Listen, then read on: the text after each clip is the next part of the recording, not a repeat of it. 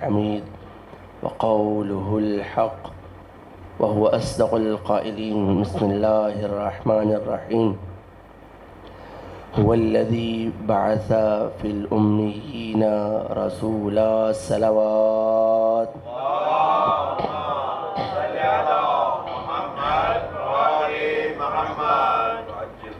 خدا کا شکر بجا لاتے ہیں کہ وہ ہمیں توفیق دیتا رہا مسلسل 2 ماہ کہ ہم فرش عزا پر حاضر ہوئے اور معرفت کا وہ سفر فرش عزا سے طے کرنے کی کوشش کی کہ جو معرفت کا سفر اہل بیت علیہ الصلوۃ والسلام ہم سے چاہتے ہیں۔ ابتدائی مجلس میں 2 دعائیں ہیں۔ پہلی دعا وہ جو ہم مسلسل مانگ رہے ہیں، وہ بچہ جو اس وقت ایکسیڈنٹ کی وجہ سے کوما میں ہے، دعا کریں خالق کائنات جلد از جلد اس بچے کو شفائے کاملہ واجلہ نصیب فرمائے، ماں کے کلیجے اولادوں کے لیے ہمیشہ ٹھنڈے رہیں۔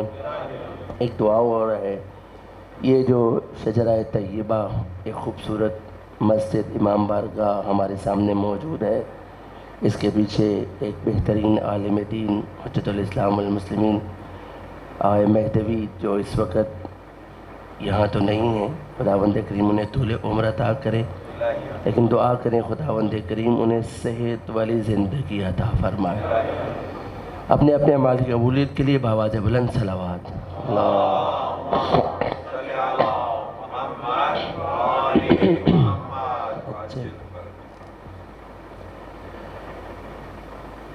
ممکن ہے کہ بہت سارے لوگوں کی، بہت سارے عزاداروں کی اس سال کی یہ آخری مجلس ہو، اس اعتبار سے خدا آپ کو زندگیاں عطا کرے، اس اعتبار سے کہ عموماً 40 پہ عرب میں سوگ بڑھا دیا جاتا ہے، لیکن یہ سب کانٹیننٹل میں ایسا نہیں ہے۔ سب کانٹیننٹل میں سلسلہ چلتا ہے 9 ربیع الاول تک، 8 ربیع الاول تک، اور 9 کو جشن منایا جاتا ہے۔ لیکن سب کانٹیننٹ میں بھی دیکھا یہ گیا ہے کہ 28 کے بعد پھر مجالس کی تعداد کم ہو جاتی ہے۔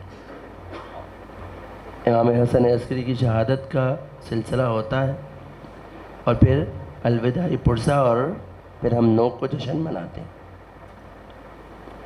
ایک سوچ اور فکر آپ لوگوں تک منتقل کرنا چاہتا ہوں قبل اس کے کہ اپنے موضوع کی طرف بڑھوں،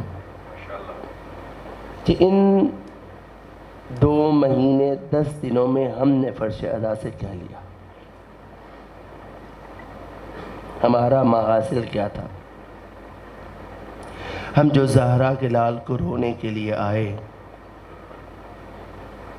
اور جو آنسو ہم نے سیدہ زہرا کے رومالوں کی زینت بنائے، ڈیفینیٹلی اس کا اجر سیدہ روز محشر عطا کریں گی، اس میں کوئی شک نہیں۔ لیکن سوال یہ ہے کہ آپ نے اور میں نے اپنی زندگی کو بسر کرنے کے لیے اور مولا کے اس قول کے مطابق کہ مومن کا آنے والا دن گزرے ہوئے دن سے بہتر ہونا چاہیے، اس کے لیے میں نے فرش عزا سے کیا لیا ہے؟ اگر لیا ہے اور روز بروز اس پہ کام کر رہے ہیں، نعم فبیہا، بہت اچھا ہے، آپ کے یہاں آنے کا مقصد اور ہدف پورا ہو گیا۔ لیکن اگر آپ فقط یہ سوچ رہے ہیں کہ ان 2.5 مہینوں میں 2 مہینے 10 دن میں میرا مقصد اور ہدف فقط زہرا کے لال پر گریہ کرنا تھا، تو یہ ایک فالٹی کانسیپٹ ہے۔ میں نے پہلے کہا، منکر نہیں ہوں میں، اجر ملے گا یہ بات طے ہے، لیکن کیا آپ نہیں چاہتے کہ ہم اس دنیا میں رہتے ہوئے اس اجر کو ملٹی پلائی کرتے جائیں؟ کون نہیں چاہتا؟ کون نہیں چاہتا؟ ایڈیشن تو ہم چاہتے نہیں ہیں، ملٹیپلیکیشن کی بات کریں تو سمجھ میں آتی ہے. سودا اچھا کرے نا بندہ, کیسے ملٹیپلائی کریں؟ آج رات کوشش کیجئے گا, آج رات نہ ہو سکے کل رات کوشش کیجئے گا, کل رات نہ ہو سکے اس پورے ہفتے میں کسی ایک دن میں کوشش کیجئے گا. البتہ شیطان آپ کو یہ کوشش کرنے نہیں دے گا. کیوں؟ جس دن انسان اپنی فکر کا سفر شروع کرتا ہے, سب سے پہلے شیطان آ کے آپ کی راہ میں رکاوٹ ڈالتا ہے. وہ کہتا ہے نمازیں پڑھتے رہو, مجھے کوئی مسئلہ نہیں, فرش اذا پر جاتے رہو, مجھے کوئی مسئلہ. یہاں آپ نے سوچنا شروع کیا, یہاں شیطان فوراً ٹپک پڑا. آپ نے فرش اذا سے سنا کہ نماز ایسے نہیں پڑھنی, نماز ایسے پڑھنی ہے. مجھے نماز برائے نماز نہیں پڑھنی, مجھے نماز پڑھنے سے پہلے غور و فکر کرنا ہے کہ میں کس کی بارگاہ میں کھڑا ہونے لگا ہوں اور کس سے ہم کلام ہونے لگا ہوں. اب جب میری توجہ اس طرف ہوگی کہ میں کس کی بارگاہ میں کھڑا ہونے لگا ہوں, میں کس سے ہم کلام ہونے لگا ہوں, تو بتائیے کہ میرے آداب اور اطوار بدلیں گے کہ نہیں؟ لیکن اگر میں سوچ رہا ہوں کہ میرے بابا نے کہا ہے, دین نے کہا ہے, واجب ہے, ادا تو کرنا ہے. بعض لوگوں کو واجب ادا کرتے کرتے عادت ہو جاتی ہے اور وہ عادتاً نماز پڑھ رہے ہوتے ہیں. لیکن جیسے ہی آپ غور و فکر شروع کرتے ہیں تو شیطان ایسی نماز کو پسند. اسی طرح فرش اذا پر آئیں, بہت اچھا. جیسے ہی آپ اپنی روح کو سفر کروانا شروع کریں گے, فوراً شیطان آئے گا. روح کا سفر کیسے شروع ہوگا؟ سوچ اور فکر سے. بس سوچنا کیا ہے؟ جو میں کہہ رہا ہوں کہ آپ آج کل پرسوں جب بھی توفیق ملے سوچیں ایک دفعہ کہ میں نے ان 2 مہینے 10 دن میں کیا ایسا لیا کہ 1 سال معصومین کے ان فرامین پر عمل کرتے ہوئے میں بھی حر جیسی زندگی بسر کر سکتا ہوں. یہ سوچ ہے, یہ فکر ہے. اور پھر پورے 1 سال آئندہ آنے والے محرم سے پہلے آپ نے ان فرامین کو مد نظر رکھنا ہے. کہیں ایسا نہ ہو کہ فرش اذا سے لیا ہوا یہ اصل تبرک یہ ہے کہ آپ کی فکر بدلے, آپ کی سوچ میں طہارت آئے, آپ کے افعال میں طہارت آئے. اصل فرش اذا پر آنے کا مقصد اور ہدف یہ ہے کہ یہ فرش اذا آپ کو گناہوں سے پاک کر دے. 2 مہینے کے لیے, 3 مہینوں کے لیے, ساری زندگی کے لیے. میں ساری زندگی کی بات نہیں کرتا, کم از کم آئندہ آنے والے محرم سے پہلے تک ہم سید الشہداء سے یہ وعدہ کر کے اٹھیں کہ اے مولا و آقا, آپ کے نام پر بچھائے فرش اذا پر آئے تھے, آج وعدہ کرتے ہیں کہ معصومین کے یہ 2 فرامین جو میں نے سنے تھے, میرے اندر یہ غلطیاں موجود تھیں. میں کوشش کروں گا اس فرش اذا سے اٹھتے ہوئے وعدہ کروں کہ آئندہ آنے والے سال میں کم از کم یہ 2 غلطیاں مجھ سے سرزد نہ ہوں. ہر انسان اپنے نفس کے بارے میں خوب جانتا ہے. خدا کیا کہتا ہے, بل الانسان علی نفسہ بصیرا. میرے اندر کوئی اور برائی ہو, آپ مومنین ہیں, برائیوں سے پاک ہیں. ہر شخص سوچے کہ میرے اندر کون سی برائی ہے. کم از کم 1 سال تک مجھے روز اپنے آپ کو متنبہ کرنا ہے کہ نہ میں نے فرش اذا پر بیٹھ کر حسین کی ماں سے وعدہ کیا تھا. کم از کم 1 سال تک تو میں یہ کام انجام نہیں دوں گا. درود پڑھے محمد و آل محمد کی ذات پر.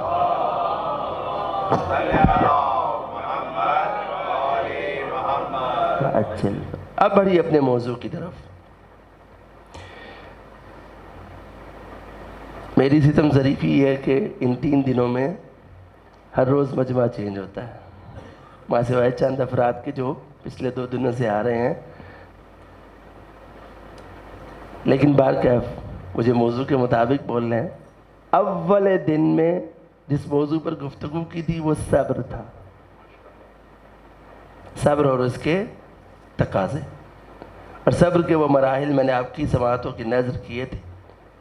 کل آپ نے امام حسن علیہ السلام کا تذکرہ سنا، اور میں امید کرتا ہوں اپنے اس فاضل مجمع سے کہ یقیناً آپ نے امام حسن علیہ السلام کی زندگی کو صبر کے اس پیمانے پر جا کر ضرور پرکھا ہوگا۔ آج جس ہستی کا ذکر کرنا ہے وہ ہستی ہے کہ جس کی کل عمر مبارک 63 سال ہے۔ ان 63 سالوں کو 3 حصوں میں تقسیم کیا ہے مؤرخین نے، تاریخ دانوں نے۔ 40 سال، 13 سال اور 10 سال۔ کیا کیا؟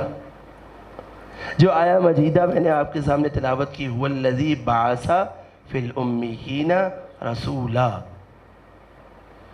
هو الذی، وہ ہے، کون ہے؟ الذی بعث فی الامیین رسولا، جس نے مبعوث کیا امیین، جاہل و ان پڑھ کے اندر، کس کو؟ رسول کو۔ سوال ہے، بعثہ کا مطلب میں نے کیا کیا؟ اس نے مبعوث کیا۔ مطلب آسان ہوا کہ مشکل ہو گیا؟ مشکل ہو گیا۔ کیا مطلب مبعوث کیا؟ بھیجا۔ میں نے کل بھی کہا تھا، عربی کی جو فصاحت اور بلاغت ہے، اردو کے جملات مل کر بھی اس مطلب کو ادا نہیں کر پاتے۔ کیا مطلب مبعوث کیا؟ یہ بعثت پیغمبر ہے کیا؟ یعنی 40 سال کے بعد خداوند کریم نے اپنے نبی کو بعثت عطا کی۔ کیا مطلب؟ یہ بعثت کیا ہے؟ اگر میں آپ کو سمجھا پایا تو، بعثت کا مطلب، بعثہ کا مطلب یہ ہے کہ کسی شخص کو برانگیختہ کر کے، اسے موٹیویٹ کر کے، اسے ابھار کر بھیجنا۔ اور مشکل ہو گیا نا؟ مجھے پتا تھا۔ چلیں ایک مثال سے سمجھاتا ہوں آپ۔ ابو ذر کون ہے؟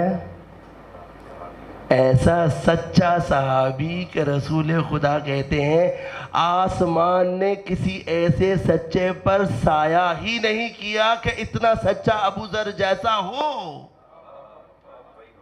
اتنا سچا کہ جس کے بارے میں اللہ کا نبی کہہ رہا ہے کہ اس سے بڑا سچ بولنے والا وہ جو خود صادق اور امین ہے، ابو ذر کو صداقت کی سند جاری کر رہا ہے۔ کس مقام پر ہے ابو ذر؟ رسول خدا نے جب ابتدا کی 40 سال کے بعد پہلا دن، ان 40 سالوں میں ایک دفعہ بھی اللہ کے نبی نے اپنے کسی رویے سے کسی کو یہ شو نہیں کروایا کہ میرا مقصد اور ہدف کیا ہے۔ 40 سال رسول خاموش رہے، کچھ بولے؟ کیا کیا؟ اپنے کردار کو پیش کیا۔ 40 سال اپنے کردار کو پیش کیا، اور وہ جاہل اور بدھو جن کے اندر اس نبی کو بھیجا گیا ہے، وہ جاہل اور بدھو بھی سمجھ رہے ہیں کہ اس سے بڑا صادق اور امین کوئی نہیں ہے۔ ابو ذر اپنے گھر بیٹھے ہوئے، اس قدر پاک تینت شخصیت، اس قدر پاک تینت، بزنس مین ہے، تجارت کرتے ہیں، گھر میں بیٹھے ہوئے ہیں، بھائی آیا اور آ کر کہا کہ اس سال ہم تجارت کی غرض سے حجاز نہیں جائیں گے. کہا کیوں؟ کہا آپ نے نہیں سنا؟ ادھر ایک شخص آیا ہے جو نبوت کا دعویٰ کرتا ہے. کہا پھر کیا ہوا؟ کہا یہاں تک تو ٹھیک تھا، وہ حجاز کے سارے خداؤں کی نفی کرتا ہے. کہا اچھا، کہا اور کیا کہتا ہے؟ کہا وہ جس سے گفتگو کرتا ہے وہ اسی کا ہو جاتا ہے. اب جب یہ 3 جملے سنے نا ابو ذر نے تو کہا کہ نہیں، اس دفعہ حجاز ہی جائیں گے، اس دفعہ حجاز ہی جائیں گے.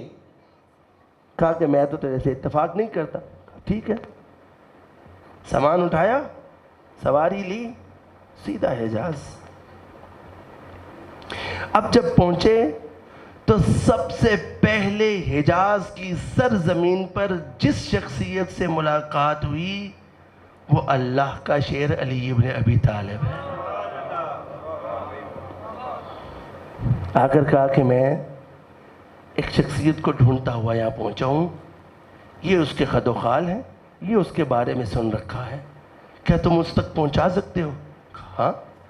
لیا اور سیدھا ختمی مرتبت کی بارگاہ میں. ابو ذر آ کر بیٹھے اور باتیں سننا شروع کی. باتیں سنتے سنتے میں نے ابتدا میں ایک لفظ استعمال کیا تھا، ایک جملہ استعمال کیا تھا کہ ابو ذر انتہائی پاک طینت شخصیت تھی. بتوں کی پوجا پہلے بھی نہیں کرتے تھے. کیوں؟ ان کی عقل میں بت آئے ہی نہیں تھے. پتہ نہیں مسلمانوں نے کیسے کیسے خلیفے بنا لیے جن کی عقل میں بھی بت آ گئے اور وہ خود بت بن کر بھی بیٹھ گئے.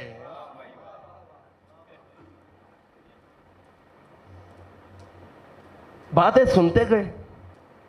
اب وہ مرحلہ آیا کہ ابو ذر نے فیصلہ کیا کہ اب نبی سے ہم کلام ہونا چاہیے. کوئی سوال نہیں کیا، صرف پاس بیٹھ کے باتیں سنی. باتیں سننے کے بعد اب جب ابو ذر کے لب متحرک ہوئے تو کہا اے اللہ کے رسول مجھے کلمہ پڑھائیے.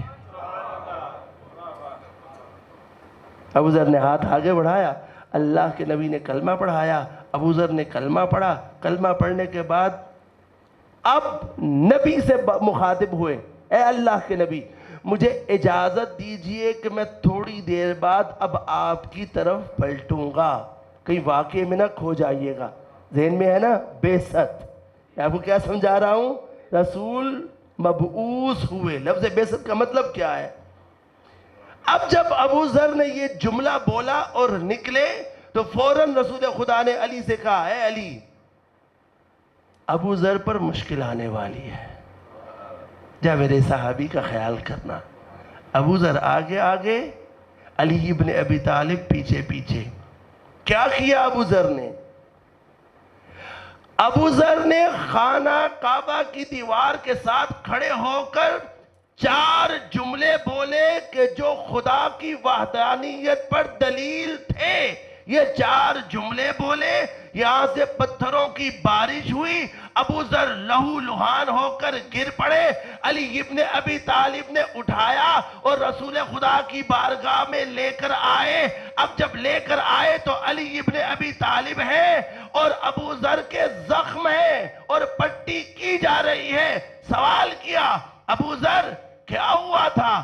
کہا اللہ کے رسول یہ پیغام سننے کے بعد ہر ذی شعور پر واجب ہے کہ وہ نکلے اور یہ پیغام دوسروں تک پہنچائے.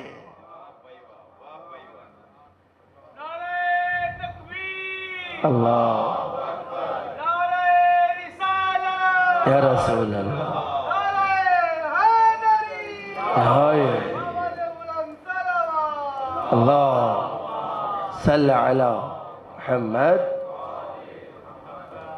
ہے میرے ساتھ آپ لوگ؟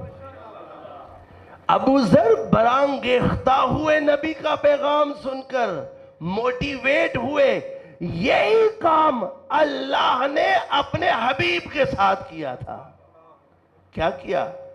عالم ارواح سے اللہ نے اپنے حبیب کو پوری دنیا دکھائی. اب جب پوری دنیا دیکھی اور سلسلہ آن کر رکا کن پر؟ عرب کے بدھوؤں پر. خدا نے دکھایا کہ اے میرے حبیب دیکھ، ایک یہ قوم بھی ہے، اور قومیں بھی تھیں. اب میرا موضوع نہیں ہے، ورنہ میں آپ کو بتاتا کون کون سی قومیں اور موجود تھیں جو ان بدھوؤں سے زیادہ مثقف تھیں، سویلائز تھیں، کلچرلائز تھیں. اس دور میں بھی کچھ ایسے لوگ موجود تھے اگرچہ دین اسلام پر نہیں تھے. کبھی موقع ملا تو آپ کو اس تاریخ کے بارے میں بتاؤں گا. اب جب اللہ کے نبی نے دیکھا کہ یہ بدھو کیا کر رہے ہیں، اپنی بیٹیوں کو زندہ درگور کر رہے ہیں، کئی سال تک لڑائیاں جاری رکھتے ہیں، بتوں کی پرستش اس طرح سے کرتے ہیں جیسے بت ان کو سن رہے ہوں. اب جب اللہ نے اپنے محبوب کو ان بدھوؤں کی یہ صورتحال دکھائی اور پوچھا اے میرے حبیب بتا ان بدھوؤں میں جانا چاہتا ہے، تو آواز حبیب آئی اے پروردگار میں ان کو سیدھا کروں گا.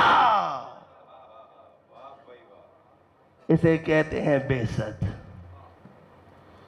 اب جب آپ پڑھیں گے هو الذی بعث فی الامیین، بعثت کا ترجمہ بھیجا ہوا کریں گے، کیجئے گا بھیجا ہوا، لیکن ان معانی کو ذہن میں رکھیے گا کہ اللہ کے رسول نے اپنی مرضی سے ان بدھوؤں کا انتخاب کیا کہ ہاں میں انہیں سیدھا کرنے کے لیے تیار ہوں.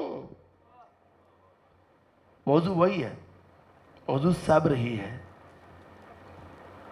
انشاءاللہ نتیجہ دوں گا آپ کو. یہ کیا شخصیت ہے، کن کمالات کی مالک ہے، کس منزل پر فائز ہے اللہ کا رسول. لیکن امت نے کیا ظلم کیا. کبھی کہا امی ہے. امی کا مطلب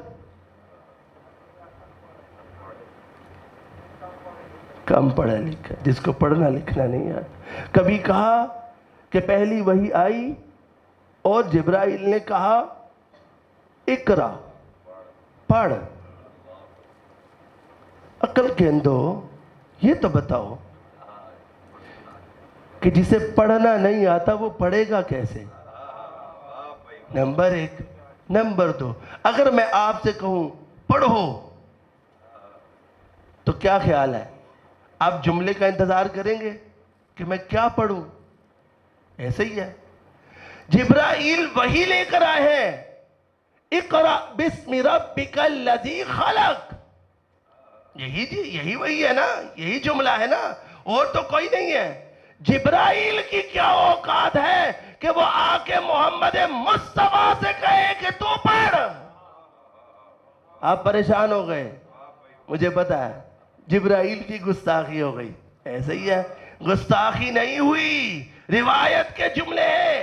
کیا معصوم فرماتے ہیں کہ جب جبرائیل وحی لے کر آتا تھا تو وہ محمد کے سامنے غلاموں کی طرح بیٹھتا تھا. یہ جو آپ نبی کا تعارف سنتے ہیں نا، پسینہ آ جاتا تھا. نبی بیچارے دوڑتے ہوئے آئے اور کہا زملونی زملونی. وہ نبی ہی کیا جو وہی خدا سے ڈر جائے؟ وہ نبی ہو سکتا ہے؟ اگر جاننا چاہتے ہیں کہ نبی کا اصل چہرہ کیا ہے تو در اہل بیت پر آنا پڑے گا. یہاں فاطمہ کے گھر میں اللہ کی طرف سے وحی آ رہی ہے اور جناب فاطمہ راویہ ہے اور کہتی ہے کہ جب وحی پروردگار آ رہی تھی نبی کا چہرہ چودھویں کے چاند کی طرح چمک رہا تھا. نبی کو در اہل بیت سے لو تو چودھویں کا چاند نظر آئے گا، کہیں اور سے لوگے تو ڈرا ہوا سہما ہوا ملے گا. اب تمہاری مرضی ہے کہاں سے لینا ہے. کن کمالات کا مالک ہے اللہ کا نبی. ابھی تبلیغ کی ابتدا کی ہے. ایک شخص آیا، اندھا تھا، بھوکا تھا، اور آ کر دست سوال دراز کیا. تو اللہ کے نبی نے کہا ممبر کے پاس کھڑا ہو جا، یہ میرے اصحاب ہیں، اپنی حاجت کو بیان کر. ممبر کے پاس کھڑا ہوا، حاجت کو بیان کیا. اصحاب پیغمبر میں سے کوئی نہ اٹھا.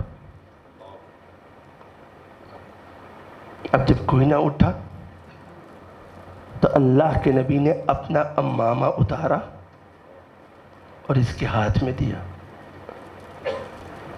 کہا کہ یہ لے جا، اس کے علاوہ میرے پاس کچھ نہیں. ابھی اس کے علاوہ میرے پاس کچھ نہیں ہے. چاہتے تو اللہ کے نبی اپنے سامنے بیٹھے ہوئے کسی غنی سے کہہ سکتے تھے نا اسے عطا کر دے، کہہ سکتے تھے نا. لیکن اللہ کے نبی نے نہیں کہا، امامہ دے دیا. اب جب اس نے امامہ پکڑا، اندھا تھا، بھوکا تھا، اس نے رسول خدا کا امامہ آنکھوں سے لگایا، اللہ نے بینائی واپس کر دی. بھوکا بھی تھا، اسی امامے کو اپنے پیٹ پر پھیرا، اللہ نے اس کی بھوک کو مٹا دیا. اب جب اصحاب بڑے بڑے غنی جو بیٹھے ہوئے تھے، انہوں نے دیکھا کہ یہ امامہ تو کرشماتی ہے. اب لگے، ایک صحابی کھڑا ہوا، میں تجھے اتنے درہم دیتا ہوں. دوسرا کھڑا ہوا، اتنے دینار لے لے. تیسرا کھڑا ہوا، اتنے درہم لے لے، یہ امامہ مجھے دے دے. انہیں سمجھ نہیں آئی تھی، انہیں سمجھ میں نہیں آئی تھی. لیکن یہ بھی بڑا پکا تھا. اس نے امامہ نہ دیا، امامہ لیا اور یہ مدینہ سے باہر، باب مدینہ پر پہنچا، ابھی باہر نہیں نکلا کہ اللہ کے محبوب کا ایک صحابی اپنے سامان تجارت کا قافلہ لے کر باب مدینہ کے پاس پہنچا. اس نے روایت نقل کی اور کیا کہا جیسے ہی میں باب مدینہ پر پہنچا، ایسے لگ رہا تھا کہ آسمان سے نور کی کرنیں آ رہی ہیں، اور یہ وہ نور کی کرنیں تھیں جو ہم نے اللہ کے نبی پر نازل ہوتی ہوئی دیکھی تھی. کہا مجھے یقین ہو گیا کہ اللہ کا نبی باب مدینہ پر کھڑا ہے. کہا میں دوڑتا ہوا اندر آیا. اب جب اندر آیا اور دیکھا کہ یہ کرنیں جو آسمان سے آ رہی ہیں، یہ اس کے ہاتھ میں موجود امامے پر آ رہی ہیں. دوڑ کر آ کر میں نے اس سے پوچھا کہ یہ امامہ کس کا ہے؟ کہا کہ اللہ کے نبی کا ہے. کہا اچھا، شہر سے باہر باب مدینہ پر میرے 5 اونٹ کھڑے ہیں جو سامان سے لدے ہوئے ہیں. آ کے وہ 5 اونٹ لے لے، امامہ مجھے دے دے. اس نے کہا نہیں، یہ سودا نہیں ہو سکتا. کہا اچھا، میں نے اپنی ضرورت کا 1 اونٹ بچایا ہوا ہے اور اس کے اندر میرا ذاتی سامان موجود ہے جو میں مختلف ممالک سے جمع کر کے لے کے آیا ہوں. اگر تو چاہے تو ان 5 اونٹوں کے ساتھ یہ چھٹا بھی لے لے. اب میرے ہاتھ خالی ہو گئے ہیں، اب تو مجھے امامہ دے دے. اس نے کہا اچھا، اتنی قیمت لگائی ہے، امامہ دے دیا. اس نے یہ 6 اونٹ لے لیے. یہ امامہ لے کر سیدھا ختمی مرتبت کی خدمت میں آیا اور دونوں ہاتھوں کے ساتھ سامنے رکھ کر کہا یا رسول اللہ، یہ آپ کا امامہ. رسول خدا نے امامہ لیا، اپنے سر پر پہنا. فوراً جبرائیل آیا، آ کر کہا کہ اللہ کہتا ہے اس بندے سے کو جو مانگنا چاہتے ہو آج عطا ہوگا، آج تمہیں دوں گا. فوراً پیغام پہنچا دیا.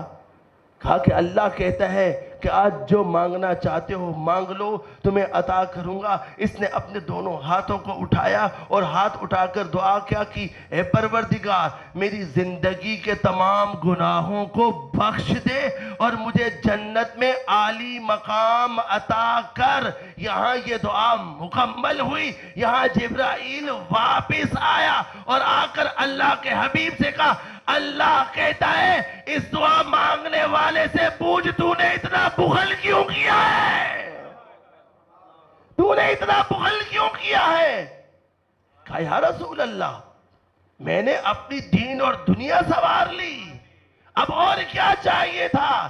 جبرائیل نے آواز پروردگار سنائی، کہا کہ اللہ کہتا ہے اگر تو پوری کائنات کے گناہوں کی بخشش مانگتا آج وہ بھی عطا ہو جاتی۔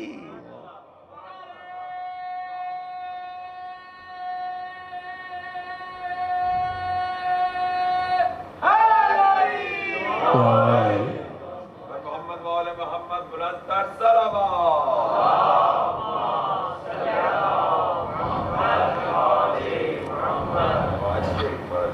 میں پریشان ہو رہا تھا، کل مجھے یہاں سے نکلتے ہوئے ایک بیٹی نے یہ کچھ سوالات دیے تھے، کل نہیں پڑھ سکا تھا اور یہ اسی جیب میں رہ گئے اور میں یہاں پر آ کر کفِ افسوس مل رہا تھا کہ میری جیب میں موجود نہیں ہے۔ سوالات بہت خوبصورت ہے، ایک سوال میں نے صرف پڑھا تھا اور اگلے میں سوالات نہیں پڑھ سکا۔ ایک درود پڑھے محمد والے محمد پر۔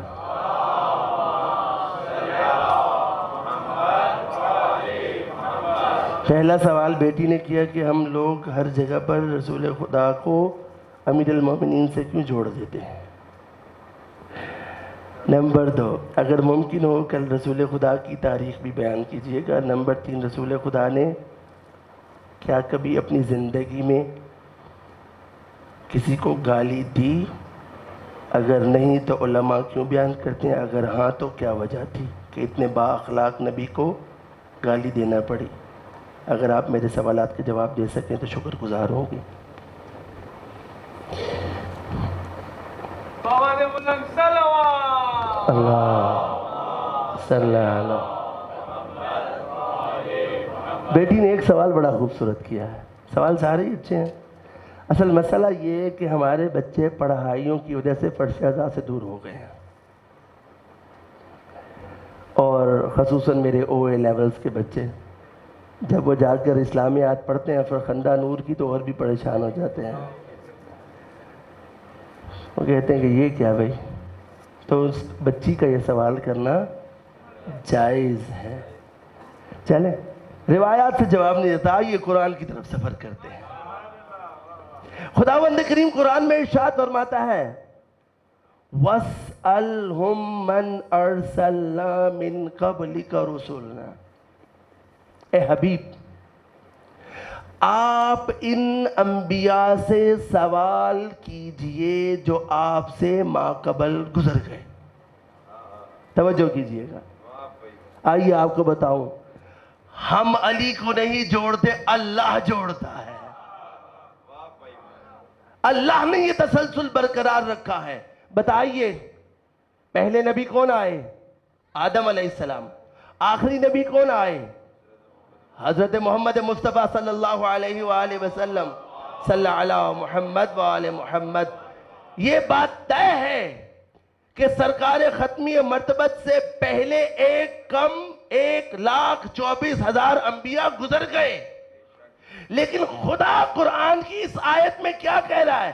اے حبیب آپ سوال کیجئے ان انبیاء ما سلف سے۔ اے پروردگار ہاتھ جوڑ کے پوچھتا ہوں، یہ نبی تو گزر گئے، آخری نبی تو بعد میں آیا، تو قرآن میں کہہ رہا ہے اے میرے نبی سوال کیجئے ان انبیاء ما سلف سے۔ تو کوئی ایسا موقع تو بنا ہوگا نا جہاں پر انبیاء ما سلف موجود ہوں اور وہاں پر اللہ کا نبی کھڑا ہوا ہو۔ اٹھائیے تفسیر الکشاف ذکر کرتے ہیں، کیا کہا؟ کہا کہ جب اللہ نے اپنے حبیب کو معراج پر بلایا تو چوتھے آسمان پر اللہ نے تمام کے تمام انبیاء کو جمع کیا اور اس وقت اپنے حبیب کو ان کے سامنے ظاہر کیا. اب جب آئے تو کیا کہا؟ کہا اے میرے حبیب ان انبیاء سے سوال کر، ان انبیاء سے سوال کر کہ اللہ نے تمہیں رسالت کیوں عطا کی، اللہ نے تمہیں نبوت کیوں عطا کی. ایک کم 1,24,000 انبیاء چوتھے آسمان پر کھڑے ہیں اور اللہ کہہ رہا ہے اے میرے نبی ان سے سوال کرو کہ میں نے تمہیں نبوت اور رسالت کیوں عطا کی. یا اللہ کے نبی نے سوال کیا، یہاں تمام کے تمام انبیاء یک زبان ہو کر گویا ہوئے اے اللہ کے نبی جب خداوند کریم ہمیں نبوت عطا کرنا چاہتا تھا ہم نے اس کی وحدانیت کا اقرار کیا لیکن انتظار کرتے رہے، اس نے نبوت عطا نہیں کی. پھر ہم نے اقرار کیا کہ ایک نبی آئے گا آخری زمانے میں اور وہ خاتم المرسلین ہوگا. ہم نے آپ کے ہونے کی گواہی دی لیکن ہمیں نبوت نہیں ملی. ہم نے اقرار کیا کہ اس نبی کا ایک جانشین ہوگا. یا اقرار کیا یا اللہ نے نبوت عطا کر دی.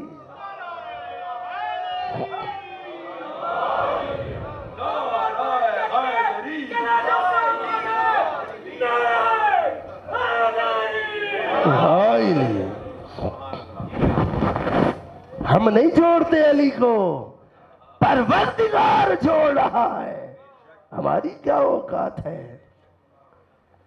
ایک یہ میں نے قرآن سے ریفرنس دے دیا، سورہ آپ کو بعد میں بتا دوں گا. غالباً الفرقان، سورہ الفرقان. ایک واقعہ سنتے جائیے. اللہ کے نبی انس بن مالک کے گھر پر ہے. انس بن مالک جسے ہم اردو میں پنجابی میں انس کہتے ہیں، انس بن مالک. اس کے گھر پر اللہ کے نبی مہمان ہیں اور مولا کی زوجہ نے ایک مرغا بھنا ہوا بھیجا. اب اللہ کا حبیب اکیلا تو کھاتا نہیں تھا لیکن سوال ہے انس بن مالک بھی تو موجود تھے، اللہ کا نبی اکیلا تو نہیں تھا. دونوں ہاتھوں کو اٹھایا، بھئی گرل فش سامنے ہو ہے جی کون چھوڑتا ہے، اور گرل مرغا سامنے ہو تو کون چھوڑے گا. لیکن اللہ کے نبی نے اپنے دونوں ہاتھوں کو اٹھایا اور دعا کی اے پروردگار آج اسے بھیج جو تیرے نزدیک بھی محبوب ہے میرے نزدیک بھی محبوب ہے. اللہ اکبر. یہاں یہ دعا کی، یہاں دق الباب ہوا. انس بن مالک گئے، دروازہ کھولا، کیا دیکھا؟ وہی آیا ہے جو مراد پیغمبر ہے. لیکن کیا کریں، علی کے فضائل ہضم کسے ہو. انس بن مالک نے علی سے کہا کہ ابھی رسول مصروف ہے آپ چلے جائیے. چلے گئے. پھر دق الباب ہوا. اب پھر دروازہ کھولا تو کیا دیکھا؟ وہی آیا ہے جو پہلے آیا تھا. پھر دوبارہ کہا اور دل میں خواہش پیدا ہوئی کہ اللہ کرے اب کوئی انصار میں سے آ جائے، کوئی میرے قبیلے میں سے آ جائے، کیونکہ اللہ کے نبی نے ایک سند جاری کی ہے، وہ بھیج جو تجھے پسند ہو اور مجھے بھی پسند ہو.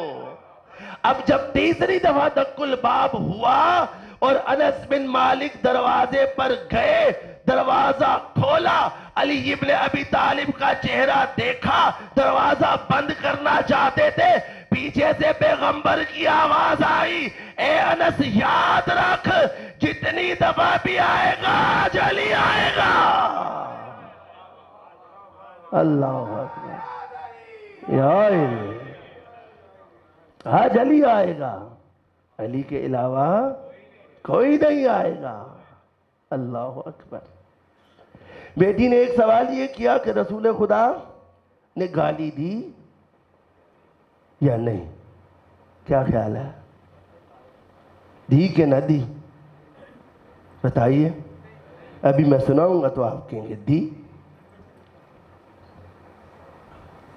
فیصلہ کر لیں دی کہ نہ دی. تبرہ کیا تھا، کچھ سگنل آنے لگ گئے آپ کے. کہا تھا من لہذا القلب، کون ہے جو اس کتے کی زبان بند کرے؟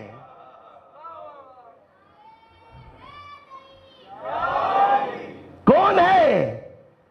نبی نے کیا کیا؟ اس سے پہلے تک نبی انتظار کر رہے تھے. کیا کیا تھا اس نے؟ اور کون تھا یہ؟ عمرو بن عبد ود. آ کر اس نے کیا کیا؟ بدتمیزی کی اور کہا کہ اے محمد بھیج اپنے کسی مجاہد کو جسے جنت میں جانے کا شوق ہے، آئے میرے ہاتھوں قتل ہو اور جنت میں چلا جائے. اللہ کے نبی بھی انتظار کرتے رہے. کیا بات ہے.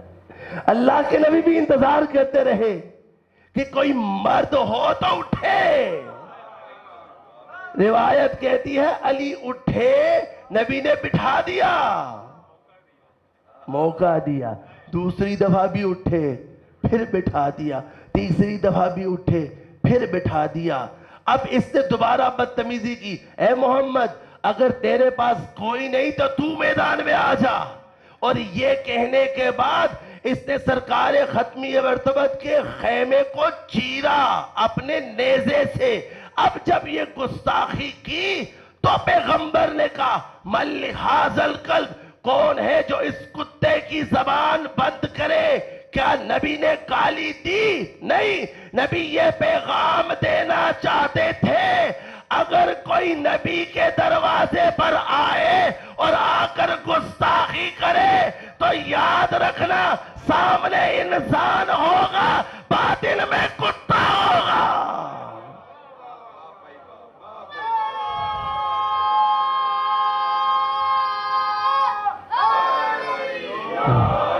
اور یہی حکم ہے ہر اس شخص کا جو محمد کے بعد اس کی آل کے دروازے پر آ جائے. تو اللہ کے نبی کا فیصلہ ہے کہ وہ نظر تو انسان آئے گا، باطن میں کتا ہوگا. اللہ اللہ صلی علی محمد. بے شمار. لہذا نبی نے گالی پہچان کروائی ہے کہ جو بھی دروازہ اہل بیت پر آ کر گستاخی کرے تو اس کی ماہیت بدل جاتی ہے، اب وہ انسان نہیں رہتا. کیا نبی آپ کی اور میری طرح عام انسان ہے کہ آپ پر اور میرے اوپر عواطف غالب آتے ہیں؟ کبھی ہم غصے میں آ گئے، کبھی ہم خوش آ گئے، کبھی ہم نے کچھ بولا، کبھی ہم نے کچھ کہہ دیا. کیا نبی بھی ایسے ہی ہے؟ یہ وہ نبی ہے کہ تب تک کلام نہیں کرتا جب تک اس پر وحی نازل نہیں ہوتی. یعنی اللہ کا فیصلہ بھی یہی ہے.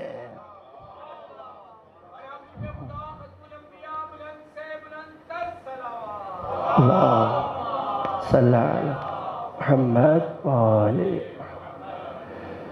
بیان کچھ اور کرنا چاہتا تھا پر ان سوالات نے جو ہے نا وہ بالکل رخ موڑ دیا ہے. بہرکیف انشاءاللہ شرمندہ ہوں، جو گزارشات پیش کرنا چاہتا تھا وہ نہیں پیش کر سکا. اور بیٹی نے جو تیسرا سوال کیا تھا کہ رسول خدا کی تاریخ، تو وہ کبھی موقع ملا تو انشاءاللہ ضرور سناؤں گا آپ کو. ویسے کچھ تاریخ میں یہاں پر سنا کر جا چکا ہوں. اگر آپ پچھلے سال کے مجالس کو اٹھا کر دیکھیں تو اس میں نے تاریخ کو بڑے اچھے طریقہ سے ایلیبوریٹ کرنے کی کوشش کی ہے. بس ازادار ہوں، اپنی گفتگو کو سمیٹا ہوں. کل بہت شکوے آئے ہیں، بڑی لمبی مجلس پڑی، لیکن بہت سارے لوگوں نے سراہا بھی اور آپ لوگوں نے واقعاً حوصلہ دیا کہ مجلس میں بھی ایسی باتیں کی جا سکتی ہیں. یعنی اس کا مطلب یہ ہے کہ یہاں پر پڑھے لکھے افراد موجود ہیں جو ایسے موضوعات پر گفتگو سننا پسند کرتے ہیں. درود پڑھے محمد و آل محمد کی ذات پر.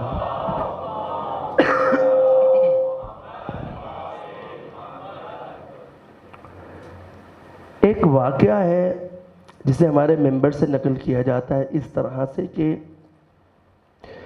خیبر کے موقع پر رسول خدا کو زہر دیا گیا. میری ناقص تحقیق کے مطابق خیبر پہ جو زہر آیا تھا تیار ہو کر وہ رسول خدا نے کھایا نہیں تھا، دینے کی کوشش کی گئی تھی. ایک یہودی عورت ایک ران روسٹ کر کے لے کر آئی اور رسول خدا کی خدمت میں پیش کی. امیر المومنین تشریف فرما تھے اور عبداللہ بن برا یہ بھی تشریف فرما تھے. عبداللہ ہے یا عبید اللہ بن برا. تو جیسے ہی وہ روسٹ ہوئی ران سامنے آئی تو عبید اللہ بن برا نے ہاتھ آگے بڑھایا تو امیر المومنین نے منع کر دیا کہ دیکھ، جب تک نبی نہ تناول کرے تو تناول نہ کرنا. کہ کیوں؟ کہ اس لیے کہ اگر اس میں زہر ہوا تو وہ تجھ پر اثر نہیں کرے گا کیونکہ نبی نے پہلے کھا لیا. انہوں نے نبی کی علی کی اس بات کو رد کر دیا. پھر ہاتھ آگے بڑھایا تو پھر روکا کہ دیکھ، نبی سے پہلے تناول کرنا یہ مناسب نہیں ہے. اس نے دوسری بات کو بھی پس پش ڈال دیا. ہاتھ آگے بڑھایا، اس روسٹ ہوئی ران سے گوشت کا ایک ٹکڑا اٹھایا اور منہ میں ڈال دیا. بس نگلا اور وہیں مر گیا. یعنی اس میں زہر، لیکن ثابت نہیں ہے کہ نبی نے کھایا تھا، نبی نے تناول نہیں. چاہ رہا ہوں کہ اگلی منزل پر بڑھوں، لیکن پھر عبداللہ بن برا کا کیا بنا؟ تو مر گئے، تجہیز و تکفین ہو گئی، دفنانا تھا تو دفنانے کے لیے رسول خدا کو بلایا گیا. جیسے رسول خدا تشریف لائے، دیکھا کہ جنازہ تیار ہے، نماز جنازہ پڑھانی ہے، تو کہا کہ علی کہاں ہے؟ کیا کروں؟ پھر اللہ کے رسول نے علی کو بلا لیا. کہا علی کہاں ہے؟ کہا مدینہ میں نہیں ہے. کہا جب تک علی نہیں آئے گا نماز جنازہ نہیں پڑھی جائے گی. امیر المومنین آئے تو کہا یا علی، کل جب وہ ران پڑی تھی اس شخص نے آپ کی گستاخی کی تھی، خدا تب تک اسے معاف نہیں کرے گا جب تک آپ معاف نہ کر دیں. امیر المومنین مسکرائے، کہا میں نے برا نہیں منایا تھا. کہا نہیں، آپ کے حق میں زیادتی ہوئی تھی. کہا میں نے اس کو معاف کیا، میں نے اس کو معاف کیا. رسول خدا نے نماز جنازہ پڑھائی، اس کو لحد میں اتارا، اوپر سلیں رکھی، مٹی رکھی، اپنے گھر کو چلے گئے. اگلے دن حسب معمول افسوس کرنے کے لیے جایا جاتا ہے. رسول خدا اٹھے، علی کو لیا اور عبید اللہ بن برا کے گھر چلے گئے. سب رو رہے تھے. کہا تم رو رہے ہو؟ میں تو افسوس کرنے نہیں آیا. توجہ، میں تو افسوس کرنے نہیں آیا. کہا اللہ کے رسول، ہمارا پیارا چلا گیا اور آپ کہہ رہے ہیں میں افسوس کرنے کے لیے نہیں آیا. کہا میں تمہیں بشارت دینے کے لیے آیا ہوں. کہا کیسی بشارت؟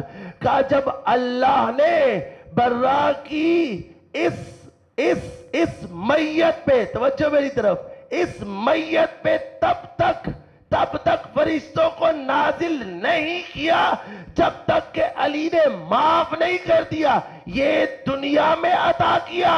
اب جب اس کی روح آسمانوں پر گئی تو ملائکہ نے آگے بڑھ کر اس کی روح کا استقبال کر کے کیا کہا تو خوش قسمت ہے, علی نے تجھے معاف کر دیا. اللہ اکبر, علی نے تجھے معاف کر دیا. مسلمانوں نے کچھ اچھا نہیں کیا رسول خدا کے ساتھ. وہ رسول جو انہیں سیدھا کرنے کے لیے آئے تھے انہیں تکالیف کا سامنا تھا, انہیں مشکلات کا سامنا تھا, لیکن رسول نے ان تمام تکالیف اور مشکلات کو کیسے سہا؟ کیا ہتھیار تھا رسول کا؟ ایک ہتھیار تھا اور اس کا نام صبر ہے. بس اس سے زیادہ میں صبر پر کچھ نہیں بول سکتا. آئندہ انشاءاللہ زندگی رہی تو آپ کو کچھ عرائض اور پیش کروں گا. 15 سفر کو رسول خدا علیل ہوئے.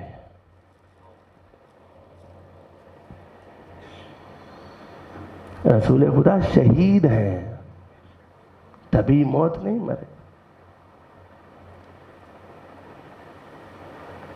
شہید ہے اللہ کا رسول.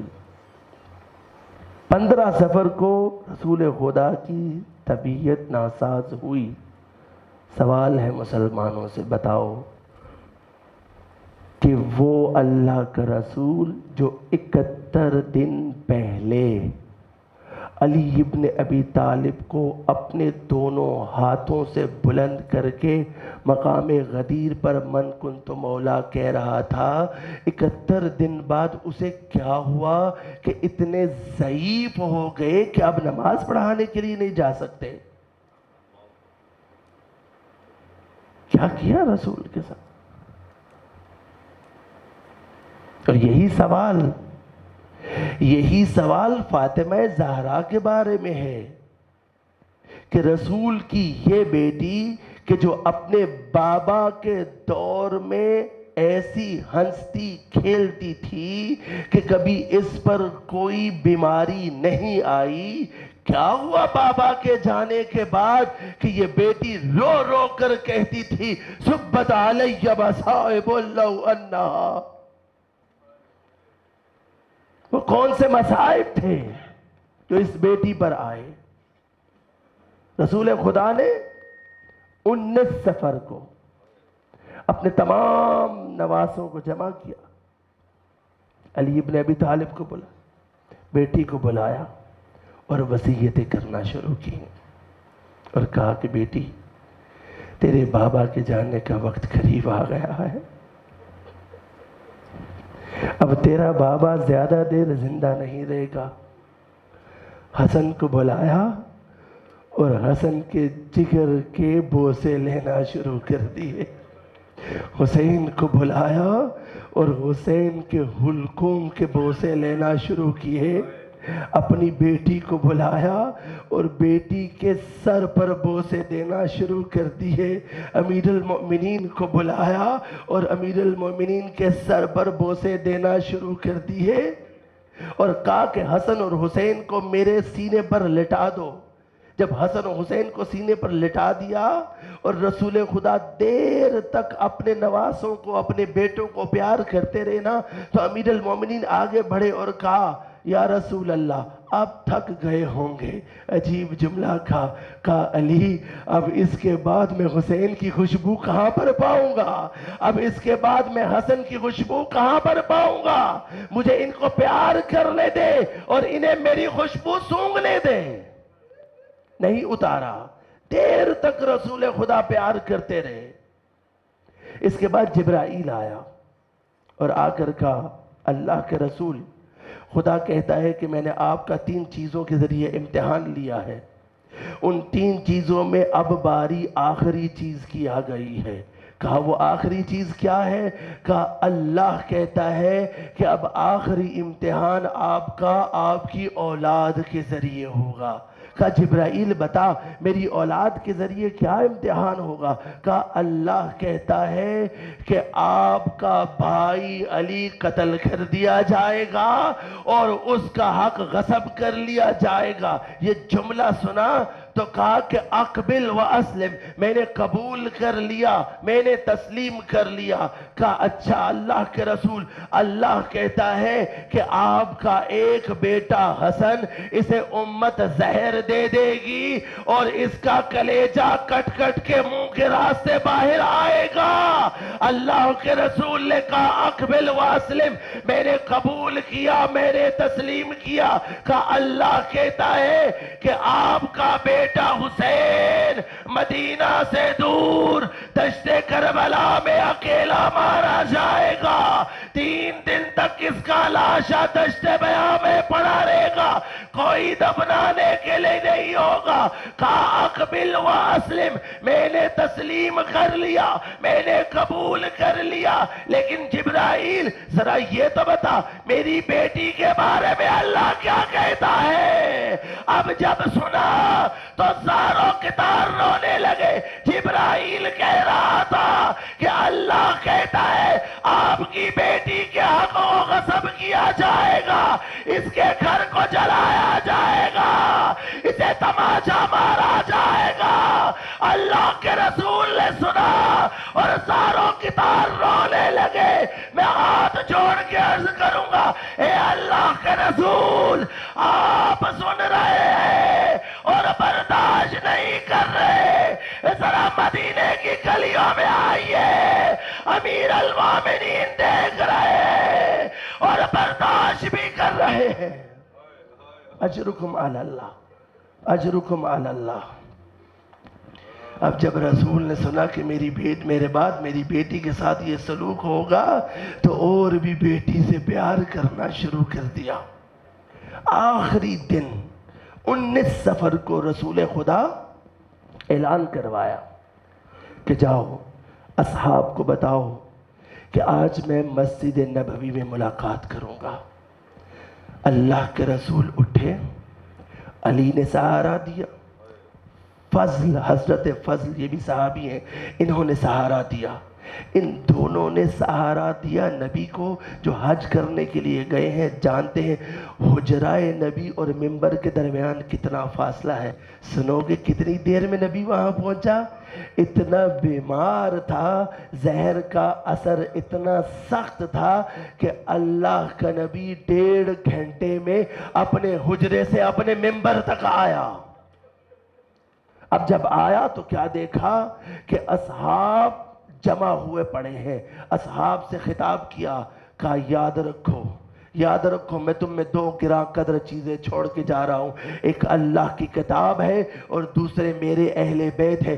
میرے اہل بیت سے غافل نہ ہونا، ان دونوں کے ساتھ اپنا تمسک برابر رکھنا۔ یہ کہنے کے بعد اللہ کے نبی کی آواز کب کب آ رہی تھی اور اپنے اصحاب سے کہا کہ اب میں تم سے جانے والا ہوں، ان قریب میں تم سے چلا جاؤں گا، میں چاہتا ہوں جانے سے پہلے حساب کو صاف کر دیا جائے۔ بتاؤ تم میں سے کوئی ایسا شخص ہے کہ جس کا حق میری گردن پہ ہو؟ کوئی نہیں بولا۔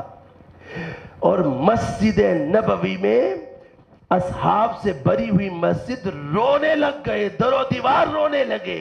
کہا اللہ کے رسول کیسی بات کر رہے ہیں؟ دوسری دفعہ پھر رسول نے یہ جملہ دہرایا، کوئی کھڑا نہ ہوا۔ حجت تمام کرنے کے لیے تیسری دفعہ دوبارہ جملہ دہرایا۔ اب ایک صحابی کھڑا ہو گیا، کیا نام ہے؟ عکاشہ بن محسن کھڑا ہوا، کہا اللہ کے رسول آپ نہ کہتے تو میں کھڑا نہ ہوتا، چونکہ حساب صاف کرنے کی بات ہے نا تو میں نے کہا کہ حساب صاف ہو جائے۔ اللہ کے رسول یہ جب جنگ تبوک میں آپ کے ہاتھ میں جانور کا وہ چابک موجود تھا تو آپ نے لہرایا، وہ میرے کندھے پر لگ گیا تھا۔ میں چاہتا ہوں کہ میں بدلہ پورا کر دوں، یا اللہ کے رسول نے سلمان سے کہا جاؤ جاؤ میرے حجرے سے جا کے اس چابک کو اٹھا لاؤ۔ اب جب حجرہ رسول پر پہنچے دق الباب کیا، آگے سے نبی زادی آ گئی۔ کہا کیا بات ہے؟ کہا آپ کے بابا نے چابک منگوایا ہے۔ کہا میرے بابا تو سواری نہیں کر سکتے، چابک کیوں منگوایا ہے؟ کہا ایک صحابی ہے، اسے اللہ کے رسول کے ہاتھ سے وہ چابک لگا تھا، اب وہ اپنا بدلہ لینا چاہتا ہے۔ تڑپ گئی رسول کی بیٹی، رو کر کہنے لگی سلمان ذرا میرے حسن و حسین کو بلانا، اور اس صحابی نبی سے کہو چاہے حسن و حسین کو 100 کوڑے مار لے، میرے بابا کو کچھ نہ کہے۔ اجرکم علی اللہ، اجرکم علی اللہ۔ سلمان وہ کوڑا لے کر آئے اور لا کر نبی کے ہاتھ میں دیا۔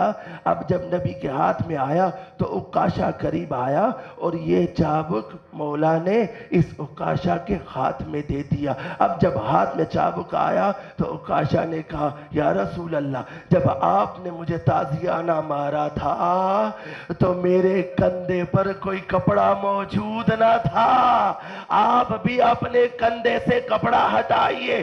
اللہ کے رسول نے اپنے قمیض کو ہٹایا، عکاشہ نے چابک کو پھینکا اور دوڑتا ہوا گیا اور مہر نبوت کے بوسے لینے شروع کر دیے۔ بوسے لینے کے بعد اپنے سر کو رسول کے قدموں میں رکھا، کہا اللہ کے رسول میں نے آپ کے منہ سے سنا تھا جو اس مہر نبوت کا بوسہ لے گا اس پر جہنم کی آگ حرام ہو جائے گی، اس کے علاوہ میرا کوئی مقصد نہیں تھا۔ اب ذرا چلیے، حجرے میں سیدہ ہے جو چکر کاٹ رہی ہے، پتہ نہیں میرے بابا کا کیا بنا۔ میں ہاتھ جوڑ کر عرض کروں گا سیدہ، آپ نے سنا کہ کوئی صحابی ہے بابا سے بدلہ لینا چاہتا ہے اور وہ تازیانہ مارے گا، ذرا کربلا میں آئیے، سید سجاد کی پشت ہے اور ظالم تازیانے مار رہا ہے۔ اجرکم علی اللہ، اجرکم علی اللہ۔ بس مختصر کیا۔ رسول خدا حجرہ سیدہ میں ہے، 20 سفر کا دن ہے، علی موجود ہیں، حسن و حسین موجود ہیں، اتنے میں دق الباب ہوا۔ دق الباب ہوا تو سیدہ نے پوچھا من الباب، دروازے پر کون ہے؟ آنے والے نے کہا کہ میں ایک عرب ہوں، کوئی حاجت لے کر آیا ہوں، اللہ کے رسول سے ملاقات چاہتا ہوں۔ کہا میرے بابا مریض ہیں، بڑی مشکل سے آنکھ لگی ہے، تو تھوڑی دیر بعد آ جانا۔ یہ چلا گیا، تھوڑی دیر گزری، یہ دوبارہ آیا، دق الباب ہوا، پھر سیدہ نے پوچھا من الباب، دروازے پر کون ہے؟ اب سیدہ کا لہجہ سخت ہوا، کہ میں نے تجھے کہا میرے بابا آرام کر رہے ہیں، تھوڑی دیر بعد آ جانا۔ چلا گیا۔ اب جب تیسری دفعہ آیا تو سیدہ کی آنکھوں سے آنسو جاری ہوئے۔ یہ آنسو اپنے بابا کے رخساروں پر گرے اور یا رسول خدا کی آنکھ کھلی، اپنے لال کو روتے ہوئے دیکھا، کہا سیدہ کیا بات ہے، ابھی تیرا بابا زندہ ہے، کیوں رو رہی ہے؟ کہا بابا بابا کوئی آپ سے ملنا چاہتا ہے، میں نے اسے 3 دفعہ منع کیا ہے لیکن بار بار آ کر کہتا ہے کہ اللہ کے رسول سے ملاقات کروا دو۔ عجیب جملہ بولا، کہا سیدہ یہ تیرے دروازے کی عظمت ہے، آنے والا ملک الموت ہے جو تجھ سے اجازت کے بغیر نہیں آنا چاہتا۔ میں ہاتھ جوڑ کے عرض کروں گا اللہ کے رسول یہ فرشتہ ہے جو باب سیدہ پر اجازت کے بغیر نہیں آتا، ابھی کچھ دن گزریں گے، مسلمان آئیں گے، سیدہ کے دروازے کو جلائیں گے، سیدہ کا محسن شہید ہو جائے گا، علی کے گلے میں رسی ڈالیں گے اور مسجد نبوی میں لے جائیں گے۔